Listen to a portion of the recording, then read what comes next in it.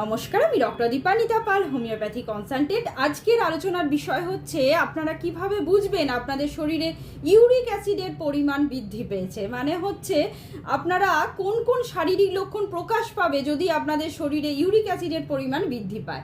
Number 1 হচ্ছে বিভিন্ন জয়েন্টে দেখবেন প্রচণ্ড ব্যথা হবে, তার পাশাপাশি জয়েন্টটা ফোলা ভাব থাকবে, একটা লাল ভাব হবে। এছাড়াও যদি দেখেন যে জয়েন্টে টাচ যদি করেন, সেক্ষেত্রে দেখা যাচ্ছে ওই জয়েন্টে একটা গরম ভাব অনুভূত হবে। তখন সেই কন্ডিশনকে আমরা বলে থাকি গাউট। এটা কিন্তু ইউরিক অ্যাসিড বৃদ্ধিতে দেখা যেতে পারে। নেক্সট যে পয়েন্টটা বলবো সেটা হচ্ছে প্রস্রাবের পরিবর্তন হতে পারে। অনেকের ক্ষেত্রে বেশি পরিমাণে প্রস্রাব হতে পারে, অনেকের ক্ষেত্রে কম প্রস্রাবের পরিমাণ কমে যেতে পারে। এছাড়াও যেটা লক্ষ্য করবেন, আপনাদের প্রস্রাবে কিন্তু ব্যথা বা জ্বালা পোড়া বোধ হতে পারে। আবার অনেক সময় দেখা যাচ্ছে রাত্রে আপনাদের প্রস্রাব বারবার হতে পারে। এটাও কিন্তু একটা ইউরিক অ্যাসিডের লক্ষণ, বা যদি কিডনি ক্ষতিগ্রস্ত হয় সেটাও এই লক্ষণটা প্রকাশ পেতে পারে।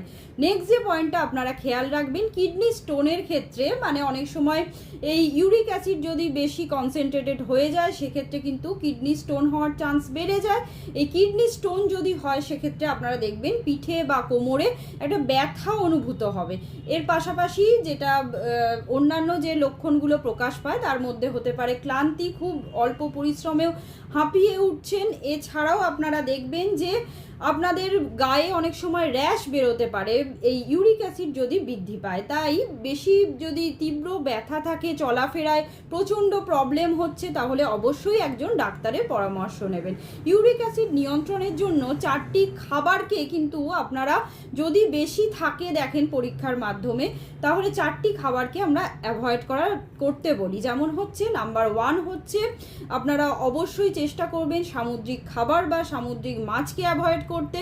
নাম্বার 2 হচ্ছে অ্যালকোহলকে অ্যাভয়েড করতে বলি।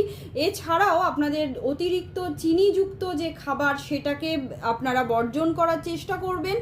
আর হাই রিচ যে আমাদের পিউরিনযুক্ত খাবার আছে, যেমন ধরুন রেড মিট, এই 4টে খাবারকে আপনারা টোটালি খাদ্য তালিকা থেকে বাদ দেওয়ার চেষ্টা করবেন। তাহলেই কিন্তু আপনাদের ইউরিক অ্যাসিডটা অনেকটা নিয়ন্ত্রণে থাকবে। তাহলে আমি আশা করছি এই ভিডিওটি আপনাদের বোঝাতে পারলাম যে আপনাদের শরীরে যদি ইউরিক অ্যাসিডের পরিমাণ বৃদ্ধি পায় তাহলে কোন কোন শারীরিক লক্ষণ প্রকাশ পাবে এবং কোন কোন খাবারকে আপনারা খাদ্য তালিকা থেকে বাদ দেবেন। নমস্কার, সবাই ভালো থাকবেন এবং সুস্থ থাকবেন। যদি ভিডিওটি হেল্পফুল বলে মনে হয় অবশ্যই শেয়ার করবেন এবং আমার পেজটিকে ফলো করে রাখবেন। ভালো থাকবেন।